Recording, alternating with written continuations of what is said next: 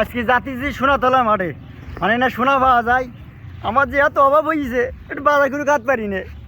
আজকে সোনাতলা মাঠে যাবো, শুনেছি সোনাতলা মাঠে সোনা পাওয়া যায় না। সোনাতলা মাঠের নাম রেখিস কি আর তুই?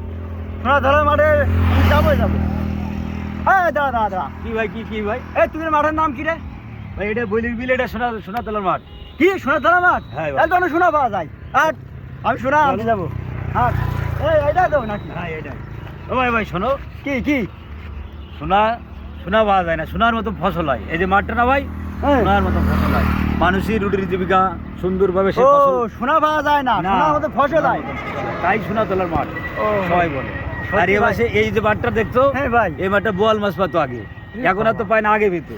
তাই বোয়াল মাসে বলি বিল হয়েছে নাম। ভাই বয়াল বয়াল মাছ নেই না? না ভাই এখন আর পাওয়া বলে যায় না, একটা কিন্তু নিয়ে আগে যাও পাওয়া বাজার যেত। করি। না ভাই আগে পাওয়া যেত, এখন পাওয়া যায় না।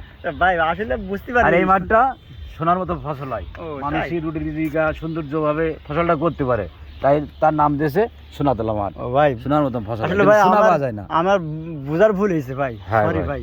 আসলে সোনা মতো ফসল হয়, তাই তো খাই আমরা বাঁচি। সেটাই ভাই, সোনার মতো ফসল হয়, তাই সোনাতলার মাঠ।